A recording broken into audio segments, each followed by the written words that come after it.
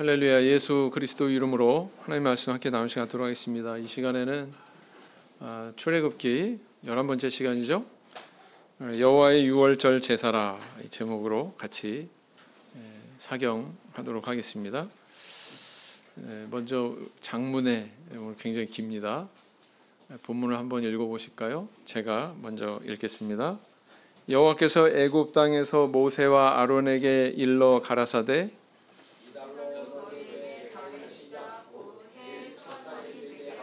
너희는 이스라엘 회중에게 고하여 이르라. 이달 열흘에 너희 매인이 어린 양을 취할지니 각 가족대로 그 식구를 위하여 어린 양을 취하되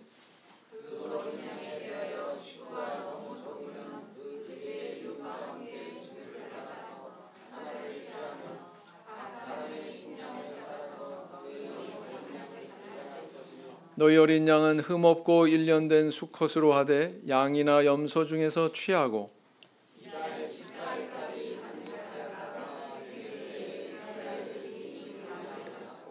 그 피로 양을 먹을 집 문 좌우 설주와 인방에 바르고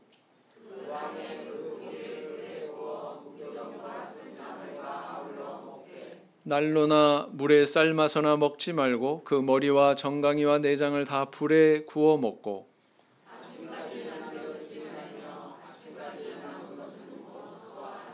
너희는 그것을 이렇게 먹을지니 허리에 띠를 띠고 발에 신을 신고 손에 지팡이를 잡고 급히 먹으라. 이것이 여호와의 유월절이니라.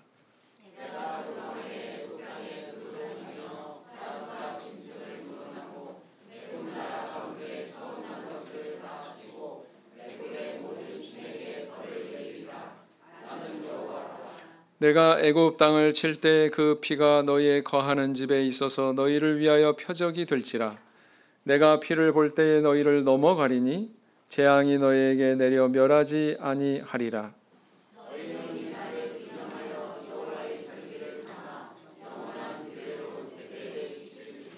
너희는 7일 동안 무교병을 먹을지니 그 첫날에 누룩을 너희 집에서 제하라. 무릇 첫날부터 7일까지 유교병을 먹는 자는 이스라엘에서 끊쳐지리라.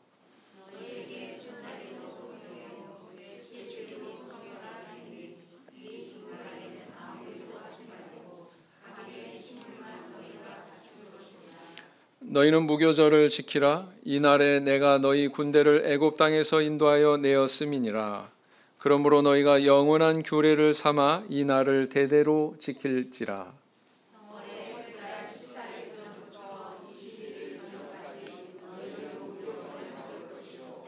칠일 동안은 누룩을 너희 집에 있지 않게 하라. 무릇 유교물을 먹는 타국인이든지 본국에서 난 자든지 물어나고 이스라엘 회중에서 끊쳐지리니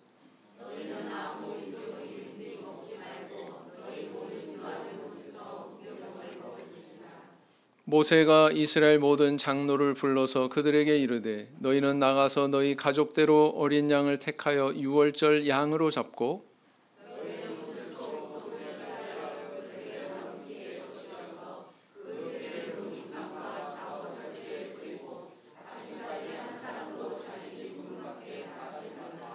여호와께서 애굽 사람을 치러 두루 다니실 때에 문 인방과 좌우 설주의 피를 보시면 그 문을 넘으시고 멸하는 자로 너희 집에 들어가서 너희를 치지 못하게 하실 것임이니라.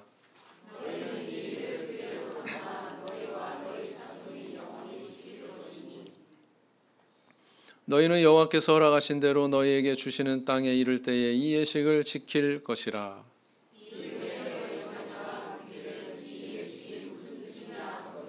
너희는 이르기를 이는 여호와의 유월절 제사라. 여호와께서 애굽 사람을 치실 때에 애굽에 있는 이스라엘 자손의 집을 넘으사 우리의 집을 구원하셨느니라 하라.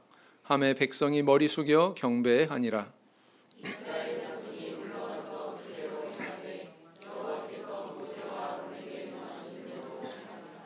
오늘 굉장히 긴데요. 내용은 굉장히 심플합니다. 70%가 하나님께서 그 이스라엘 백성들한테 전달하시는 그런 말씀이고, 그 다음에 나머지 한 30% 정도는 그 말씀을 그대로 받아서 모세가 이제 이스라엘 백성들한테 전한 그런 내용이죠. 전자는 굉장히 자세하고 후자는 압축해서 이렇게 서술을 하고 있습니다. 그 중에서도 이제 맨 마지막에 보면 28절에 이렇게 기록하고 있습니다. 이스라엘 자손이 물러가서 그대로 행하되 여호와께서 모세와 아론에게 명하신 대로 행하니라 했습니다. 성경에 이런 표현이 굉장히 많죠. 성막 만들 때도 이런 표현 많고요. 여호수아서에도 이런 말씀 많이 발견됩니다. 하나님께서 모세와 아론에게 또는 여호수아에게 명하신 대로 그렇게 백성들이 그대로 행했다. 막 이런 표현들이 잘 나타나고 있습니다. 오늘 본문에도 그런 부분을 우리가 눈여겨볼 수가 있다. 여러분 뭘 느끼세요? 12장 전체 내용이 무엇과 관련된 그런 내용입니까? 유월절이라고 하는 이스라엘 사람들의 절기와 관련된 그런 내용입니다. 사실은 이것은 마지막 장자재앙을 통해서 생겨나게 된 그런 유대인들의 절기에 대해서 기록을 하고 있는 거죠. 그런데 이것이 얼마나 중요하게 여겨져야 하는지는 여기 기록된 분량이 대변하고 있다 이렇게 볼 수가 있습니다. 12장 전체의 내용이 다 유월절로 도배되어 있죠. 12장에만 있느냐? 아니에요. 또 이후에도 계속 이어집니다. 유월절 관련된 내용이 쭉 나오고 있어요. 그런 걸로 봐서 이걸 굉장히 중요하게 취급하고 있다. 성경에서 중요하다라고 하는 것은 반복되는 경우, 분량적으로 굉장히 많이 서술하는 경우 성경이 이걸 굉장히 중요하게 취급하고 있다 이렇게 판단하시면 된다라는 겁니다. 오늘이 바로 그런 내용이죠. 그래서 오늘의 이 내용은 간단하게 얘기해서 유월절에 대해서 한번 파헤쳐 보자라는 겁니다. 유월절이 도대체 어떤 절기냐? 그것은 우리에게 오늘날 또 어떻게 상징하는 그런 의미가 있느냐? 여기에 대해서 오늘은 한번 살펴보도록 하겠습니다. 자, 잘 읽으셨는지 한번 보죠. 유월절 제물을 예비하고 잡는 날짜와 시간은 언제인가? 이 구절 안에 다 있죠. 답이 2절, 3절, 6절을 참고해서 보시면 언제 잡으라고요? 먼저 이제 달의 시작에 대한 언급이 있습니다. 이 날을 달의 시작으로 삼아라.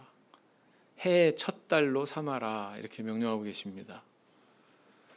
유대인들의 이 첫 달은 오늘의 우리가 지키고 있는 1월과 일치할까요? 불일치할까요? 불일치합니다. 그래서 이 양을 10일에 그 달 10일에 예비해라 이렇게 명령을 하고 계십니다. 그러니까 정월이죠. 유대인들의 정월 첫 달에 첫 달 10일에 예비해라 이렇게 얘기하고 있는 겁니다. 그 다음에 언제 잡아요? 양을 언제 잡냐면 14일 해질 때에 잡습니다. 그러면서 뭐가 시작이 되는 거예요?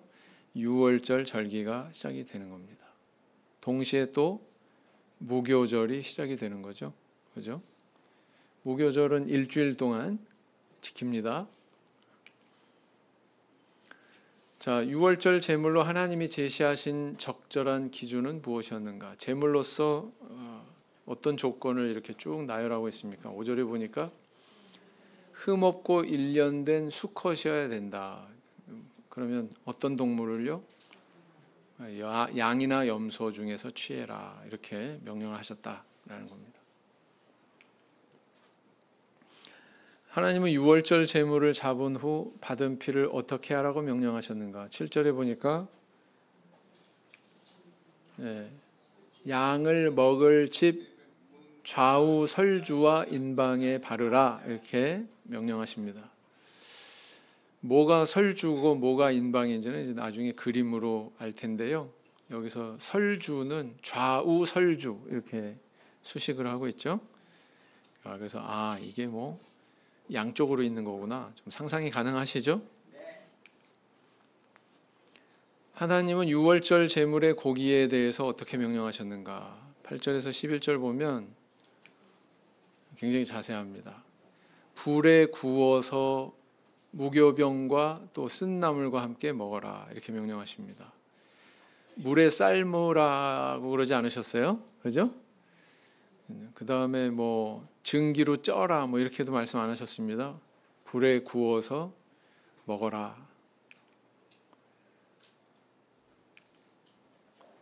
그 머리와 정강이와 내장을 다 불에 구워서 먹어라 이렇게 기록을 하고 있습니다. 머릿고기가 이때도 있었네요. 그죠?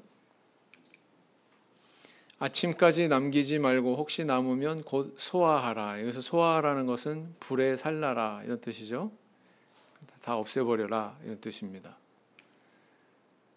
그리고 또 아직 남았어요. 어떤 자세로 먹느냐? 허리에 띠를 띠고 신발을 신고 손에 지팡이를 잡고 이렇게 급히 먹어라. 그냥 가만히 있어. 그렇게 명령하고 있습니다. 무교절에 성회로 모이는 날과 절기의 기간은 언제부터 언제까지였는가? 16절에서 18절을 보면 첫째 날과 일곱째 날을 성회로 모여라. 그러니까 첫째 날은 이제 15일을 얘기하는 거고요. 일곱째 날은 21일이 되겠죠. 첫째 날부터 쭉 카운트를 하면 21일이 됩니다. 그 다음 14일 저녁부터 21일 저녁까지는 무교병을 먹어라. 이게 이제 무교절이라고 하는 절기예요. 그러니까 6월절이라고 하는 절기는 이 무교절의 절기 기간에 삽입되어 있구나라는 걸 알 수가 있죠. 이해가 되시죠? 그래서 이제 마지막 그 애굽에 내리셨던 하나님의 10가지 재앙 중에서 마지막 재앙, 장자의 재앙을 통해서 이 절기가 성립이 됐는데요. 사람이든 생축이건 짐승이건 다 첫 태생은 죽임을 당하는 그런 아주 무시무시한 그런 재앙이었죠. 근데 여기에서 그 이스라엘 백성들은 제외가 되었습니다. 그냥 제외시킨 것이 아니고 하나님께서는 약속을 주셨어요. 그 약속대로 이렇게 너희들이 행해라 이렇게 지시하셨습니다. 양을 잡아서 우슬초에다가 그 피를 발라가지고 좌우 설주와 인방에 발라라. 설주는 뭐예요? 좌우. 지금 저기 이미 피를 칠해 놓은 저기를 설주라고 하는구나. 알 수 있죠? 좌우. 그러니까 여기만 저 사람한테 가려가지고 지금 안 보이지만 왼쪽에도 우슬초로 피를 발랐겠죠? 그 다음에 이제 위 부분을 인방이라고 합니다. 인방. 그래서 좌우 설주와 인방에 저렇게 피를 바르면 내가 그 피를 보고 아 이거는 이스라엘 백성들의 집이구나 그것을 알고 이제 천사가 그 집은 넘어가는 거죠. 그러면 이제 재앙이 그 집에는 임하지 않게 되는 그런 약속을 주신 거예요. 그래서 이제 이렇게 그 안에서 그 문 안에 모인 사람들이 고기를 불에 구워서 먹고 그렇게 먹되 무교병과 쓴나물과 함께 먹어라 이렇게 명령을 하신 겁니다. 이게 바로 이제 6월절 절기의 기원이 되고 있다라는 것입니다. 오늘날에도 이스라엘 사람들은 6월절 지킬까요? 안 지킬까요? 지킵니다. 물론 지킵니다. 근데 이 사람들은 하나님 앞에 제물을 바쳐가지고 이 날을 기념할 수 없는 형편에 있죠. 왜냐하면은 지금 성전 그 자리에는 이슬람 회교 성전이 들어와 있습니다. 그렇죠? 성전에서는 이걸 못 지켜요.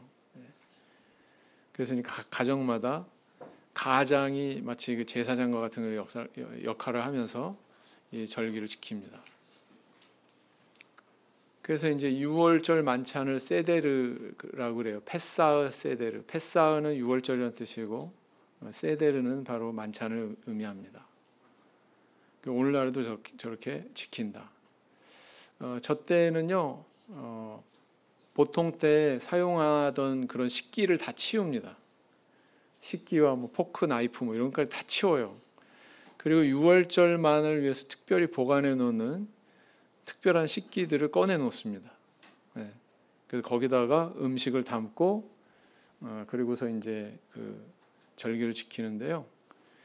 왜 그러냐면은 6월절 하루 전에는 누룩을 다 제외를 하거든요. 다 제합니다. 누룩을 다 모아가지고 그래서 불태워요. 불태워가지고 싹 제거한 다음에 아주 정결하게 이 그릇을 바꾸는 것도 그런 의미가 있다. 아주 정결하게 이것을 지키고자 한다라는 것입니다. 그래서 6월절에는 몇 가지 이제 상징하는 음식이 있는데 저기 보니까 뭐예요? 양의 뼈, 양고기 뼈가 보이시죠? 살은 누가 다 발라 먹었네요. 네. 상징적으로 그냥 저렇게 놓는 거예요. 상징적으로. 네. 그 다음에 또 뭐 볶은 곡식도 있고, 그 다음 삶은 달걀도 있고, 쓴나물도 있고, 채소도 있고, 뭐 이런 것들이 이렇게 장식이 되어 있습니다. 사실은 뭐 장식품이죠. 네. 그리고 이제 맞자라고 일컫는 무교병이 있습니다. 무교병이 옛날에는 이러지는 않았겠죠. 이스라엘 백성들이 먹을 때 그 무교병 모양은 아니겠죠. 오늘날에는 이렇게 해서 무교병을 만듭니다. 꼭 우리나라 뭐예요? 그 학생들 그 슈퍼마켓 가가지고 잘 사 먹는 참크레카 뭐 비슷하게 생겼죠. 먹어봤는데요, 딱 그 맛입니다. 아무것도 안 들었어요. 아무것도 안 듣고 그냥 순수한 그냥 밀가루 맛, 밀가루로 만든 그런 과자 맛이다.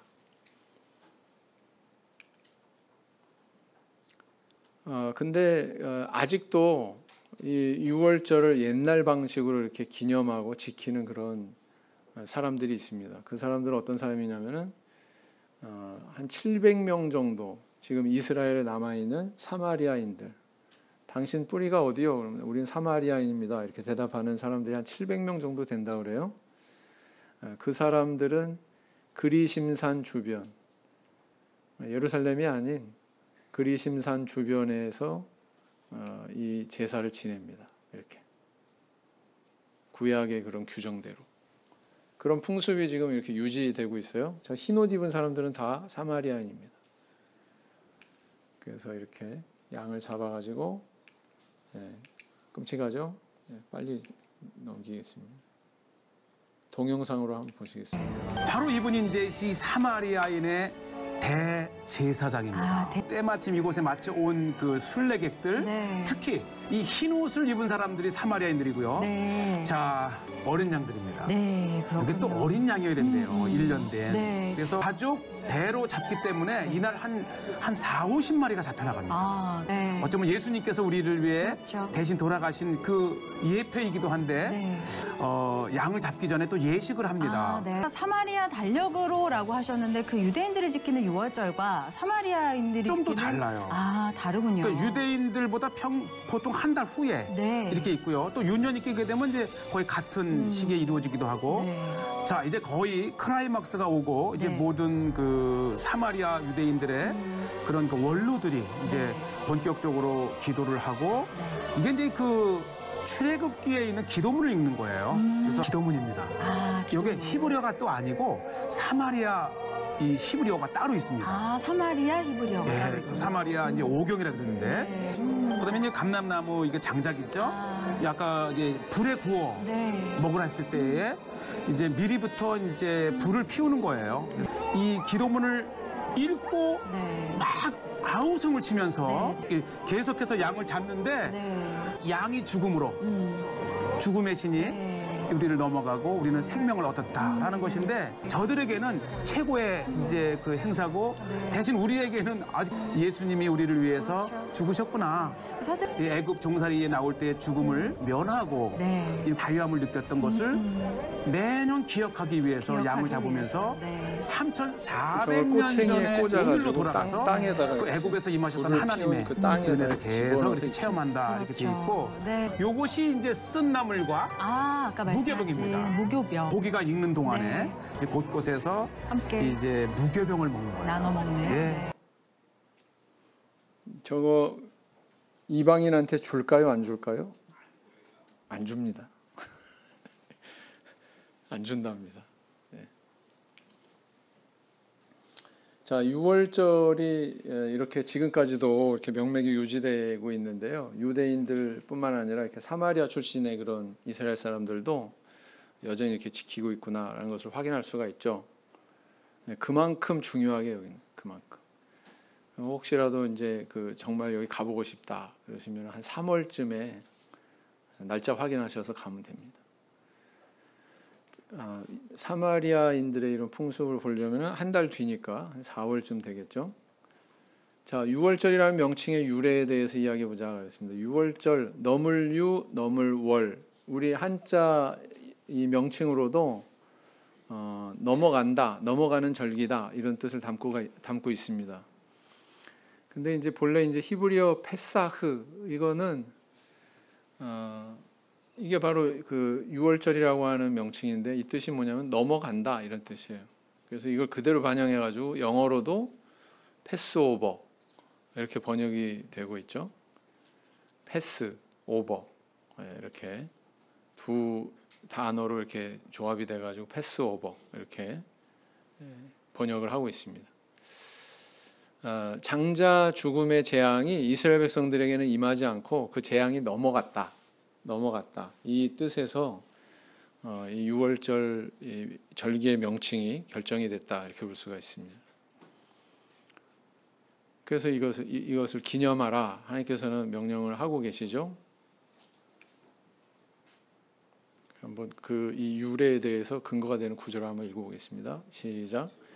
내가 애굽 땅을 칠 때에 그 피가 너희의 거하는 집에 있어서 너희를 위하여 표적이 될지라. 내가 피를 볼 때에 너희를 넘어가리니 재앙이 너희에게 내려 멸하지 아니하리라. 여기 보니까 뭐라고 돼 있어요? 너희를 넘어가리니 그랬잖아요. 네, 그래서 재앙이 임하지 않고 넘어간 여기에서 이제 이 절기의 이름이 유래가 됐다. 또 다른 구절도 있습니다. 네, 읽어보겠습니다. 시작. 너희는 이르기를 이는 여호와의 유월절 제사라. 여호와께서 애굽 사람을 치실 때에 애굽에 있는 이스라엘 자손의 집을 넘으사 우리의 집을 구원하셨느니라 하라 하매 백성이 머리 숙여 경배하니라 그랬어요. 그래서 하나님의 명을 받은 이 천사들이 재앙의 칼을 가지고 멸하려고 왔다가 피가 거기에 발려져 있는 것을 보고 그 집은 넘어갔다. 여기에서 유래한다. 6월절을 기점으로 해의 첫 달이 된 것은 유대인에게 어떤 의미가 있는지 이야기해 보자 그랬습니다. 어떤 의미가 있다는 거예요? 우리도 전에 일제 강점기에서 벗어나서 독립하는 그 해부터 우리가 원년으로 삼자 뭐 이런 우리 한국사 속에서 그런 목소리가 있었던 적도 있죠. 네. 그런 것처럼 이 이스라엘 백성들에게 있어서는 국가적으로 굉장히 의미 있는 그런 사건이었다는 거죠. 애굽을 탈출하게 되는, 그래서 명실공히 이스라엘이 하나의 독립된 나라로 그렇게 시작이 되는 원년으로 삼았다. 첫 달이 되는 것으로 삼았다라는 것입니다. 그래서 이게 성경에서는요, 이 정월을 아비벌이라고도 하는데 바벨론 포로기 이후에는 포로기에서 돌아와서부터는 이제 니산월이라고 이렇게 부르기 시작합니다. 성경에는 이제 이런 호칭들이 나오고 있죠. 출애굽기에는 주로 아비벌, 그 다음에 느헤미야, 에스더 이런 데는 니산월 이렇게, 그러나 같은 달을 얘기한다. 정월을 얘기한다.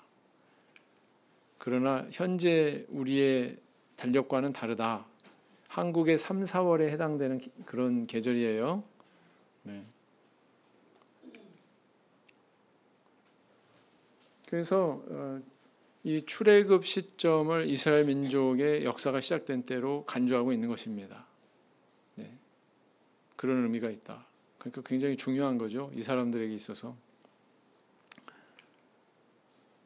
네, 느헤미야에 보면 니산월이라는 표현이 나오고 있어요. 한번 읽어보시겠습니다. 위에 형제반, 밑에 자매반. 형제반 먼저 시작. 아닥사스다 왕 20년 니산월에 왕의 앞에 술이 있기로 내가 들어 왕에게 드렸는데 이 전에는 내가 왕의 앞에서 수색이 없었더니 그랬어요. 자매반. 아수에로 왕 12년 정월 곧 니산월에 무리가 하만 앞에서 날과 달에 대하여 부르 곧 제비를 뽑아 12월 곧 아달월을 얻은지라.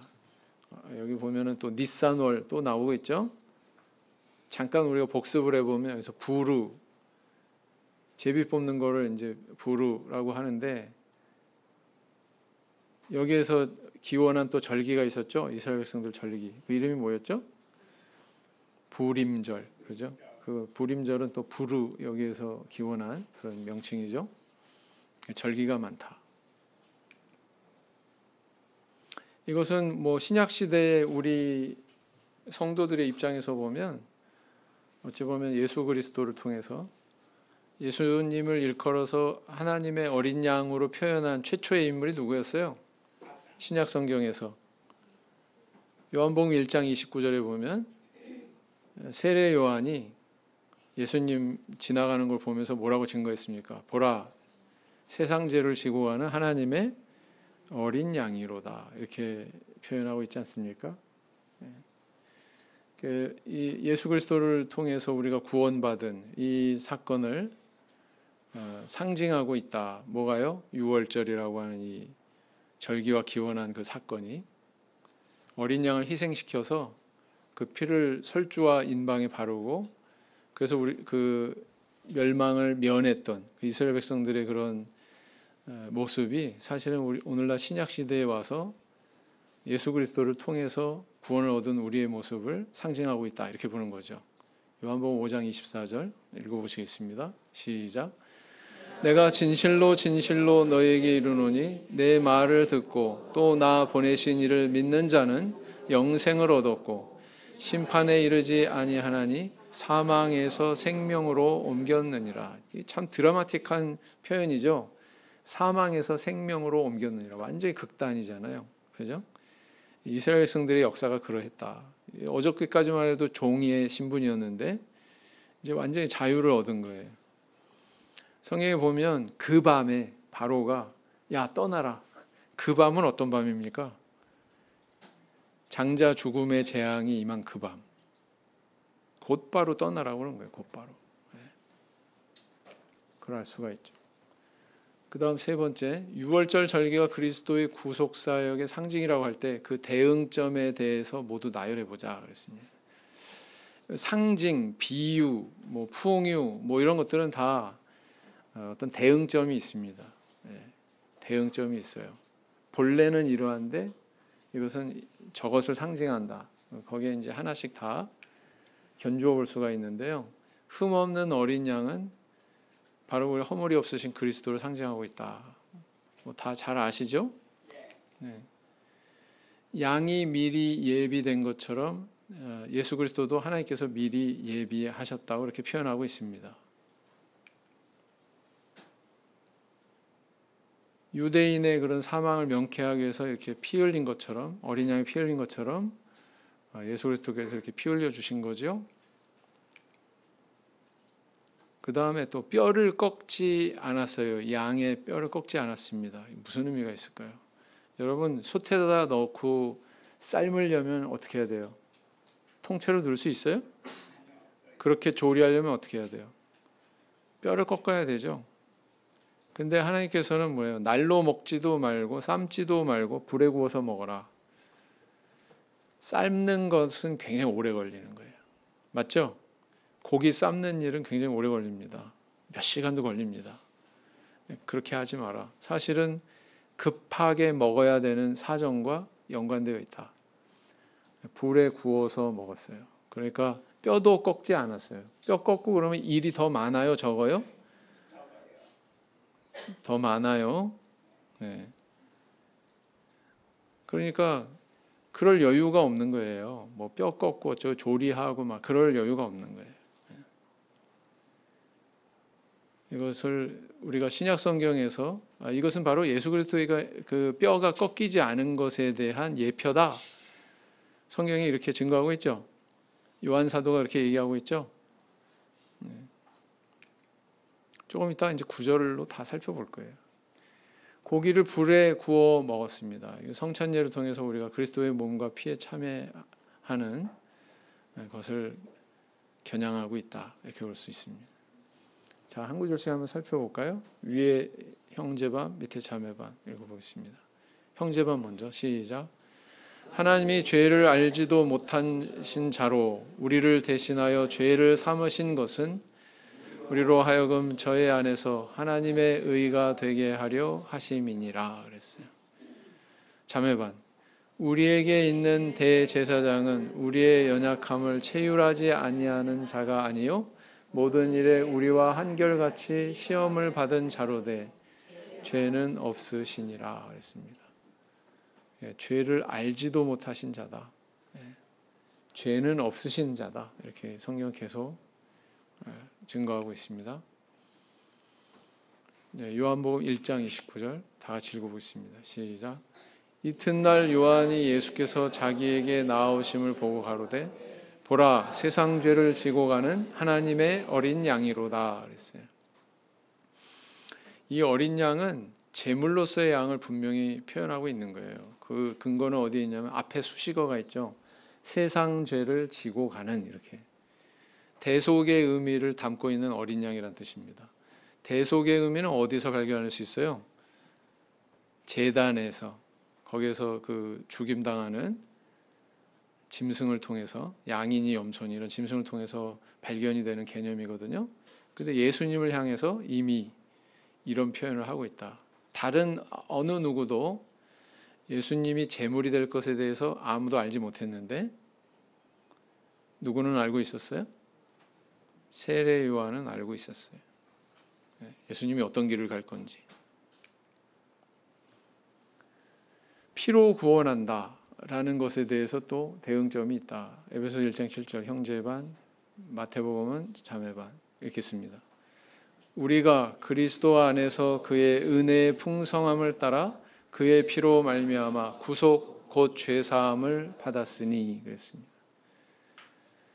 그다음 26장 28절 시작. 이것은 죄사함을 얻게 하려고 많은 사람을 위하여 흘리는 바 나의 피 곧 언약의 피니라 그랬습니다. 뼈가 꺾이지 않은 것에 대해서 시편에서도 이렇게 기록하고 있죠. 형제반 시작. 그 모든 뼈를 보호하시며 그 중에 하나도 꺾이지 아니하도다. 요한복음에서 요한사도는 19장 36절에서 이렇게 이야기합니다. 자매반, 이 일이 이룬 것은 그 뼈가 하나도 꺾이지 아니하리라는 성경을 응하게 하려 함이라 그랬습니다. 시편에도 이렇게 있지만 6월절 그 양이 뼈가 꺾이지 않는 그 상황에 대해서도 관련이 있는 거죠.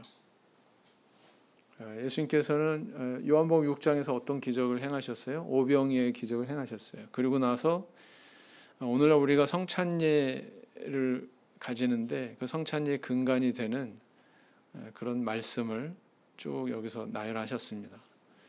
57절 같이 읽겠습니다. 시작. 살아계신 아버지께서 나를 보내심에 내가 아버지로 인하여 사는 것 같이 나를 먹는 그 사람도 나로 인하여 살리라.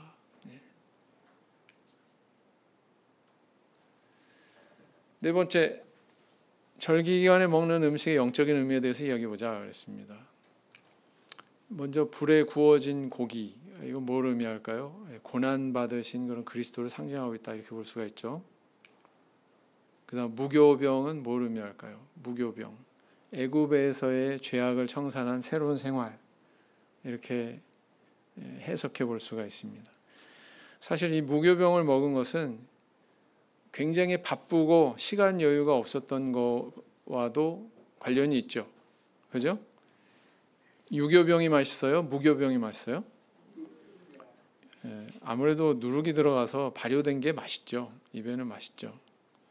근데 이스라엘 백성들은 이것이 발효될 때까지 기다릴 여유가 없었어요. 바로 왕이 그 밤에 너희들 빨리 나가라. 야, 꼴 보기 싫으니까 다 짐 싸가지고 나가. 이런 상황에서 지체할 수 없었다. 그래서 이제 무교병을 먹은 거예요. 그것은 바로 1차적으로 표면적으로는 애굽에서 정말 경황 없이 빠르게 그렇게 나왔던 그런 상황을 반영하고 있다. 그러나 영적으로는 우리가 이런 의미를 삼아 볼 수가 있다라는 겁니다. 쓴 나물은 뭘까요? 쓴 나물은 애굽에서의 그런 당했던 고역을 상징하고 있다. 정말 심한 노동을 당했죠. 때로는 구타당하기도 하고 그런 이스라엘 백성들의 고난의 상징이 바로 쓴나물로 대변하고 있다, 이렇게 볼 수가 있습니다. 자, 하나님은 이 유월절 절기에 대해서 이스라엘 백성들에게 어떤 명령을 주셨는지 이야기해 보자 그랬습니다. 어떤 명령을 주셨어요? 이 절기를 영원히 지키라, 이렇게 말씀하셨다는 것입니다. 오늘날에까지 이렇게 이어지고 있는 이유가 여기에 있는 거죠. 그 다음에 자녀들이 이게 무슨 의미예요? 이 절기에 대해서 물어보면 그것에 대해서 교육해라, 그 기원에 대해서 가르쳐라, 이렇게 명령을 하고 있습니다. 읽어보겠습니다. 다 같이. 이후에 너희 자녀가 묻기를 이 예식이 무슨 뜻이냐 하거든 너희는 이르기를 이는 여호와의 유월절 제사라. 여호와께서 애굽 사람을 치실 때에 애굽에 있는 이스라엘 자손의 집을 넘으사 우리의 집을 구원하셨느니라 하매 백성이 머리 숙여 경배하니라. 그 다음 13장 8절 시작. 너는 그날에 내 아들에게 배워 이르기를 이 예식은 내가 애굽에서 나올 때에 여호와께서 나를 위하여 행하신 일을 인함이라 하고 그랬어요. 13장 14절 시작. 장래에 내 아들이 내게 묻기를 이것이 어찌미냐 하거든 너는 그에게 이르기를 여호와께서 그 손의 권능으로 우리를 애굽에서 곧 종이 되었던 집에서 인도하여 내실세 그랬어요. 그래서 제가 빨갛게 이렇게 붉은색으로 칠해 놓은 데를 보면 우리 하나님께서 이 자녀들한테 교육하는 것을 굉장히 중요하게 여기셨구나, 일일이 이렇게 명령하고 계시는구나 라는 걸 알 수가 있습니다.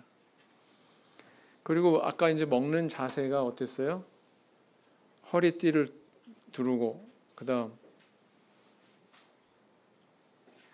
지팡이를 짚고 신발을 신고 그리고 급하게 먹어라. 천천히 먹어라도 아니고 어떻게 해요? 급하게 먹어라. 이 모든 이런 그 유월절 음식을 먹는 모습의 그런 서술은 뭘 겨냥하고 있냐면 급박하고 시간 여유가 없는 그런 상황을 반영하고 있는 겁니다. 왜 허리띠를 띄어요? 외출할 복장이란 말이에요. 그 다음에 왜 지팡이를 짚습니까? 이것도 역시 외출하기 위해서 짚는 거예요. 먼 길을 떠날 때 지팡이가 필요하거든요. 그 다음에 신발을 왜 신습니까? 바깥으로 나가야 되니까. 그죠? 떠나야 되니까. 급하게 먹어라. 그만큼 급하겠다. 발효되지 않은 무교병을 들쳐매고 그리고 떠나야만 됐다. 그래서 이스라엘 백성들이 바로 그런 상황을 다 반영해서 이 절기를 지키고 있는 겁니다. 내게 주시는 음성, 우리한테 주시는 교훈은 뭐예요? 나는 유월절이 그리스도의 구원 사역의 상징임을 온전히 이해하는가? 유대인들은 유월절 지키지 성찬이 안 지키죠? 유대인들은 예수님 안 믿습니다. 지킬 이유가 없죠. 그러니까 유월절만 계속 지키고 있는 거죠. 그러나 오늘날에는 우리는 이 절기를 지킬 필요가 없다. 왜? 신약 시대에 와서 성찬예로 이것이 새롭게 제정이 됐기 때문에. 그런데 이렇게 주장하는 사람들이 있어요. 뭐냐면은 성찬예를 행하되 유월절에 해야 된다. 그런 교단이 있어요, 없어요? 있습니다. 그러나 그럴 필요가 없다. 왜요? 그렇게 따지면 오순절이고 초막절이고 다 지켜야 돼요. 구약의 저 유월절은 폐해진 것이다. 예수 그리스도 안에서 다 성취된 것이다. 이렇게 보기 때문에 우리는 그렇게 유월절이라고 하는 날짜에 집착할 이유가 있다 없다? 없다라는 것을 우리는 분명히 알아야 되겠습니다. 나는 인생의 새로운 전환기가 된 구원의 날을 기념하고 있는가? 기념하고 계십니까? 생일을 한 번씩 더 지키고 계시나요? 저는 성경책에 제가 세례받은 날, 성령 받은 날 이렇게 적어놨어요. 동일한 날짜인데. 그래서 누가 물어봐도 자신 있게 대답할 수 있습니다. 어떤 식으로 우리가 이걸 기념하고 있어야 될까요? 첫째는 기억해야 되겠죠. 잊지 말아야 되겠죠. 그죠? 언제 세례 받으셨어요? 언제 성령 받으세요?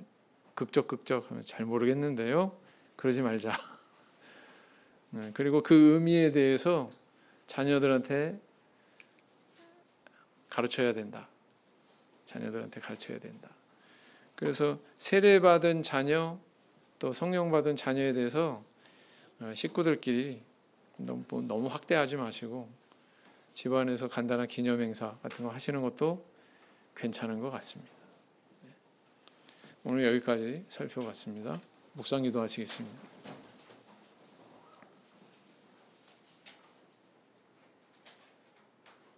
아멘.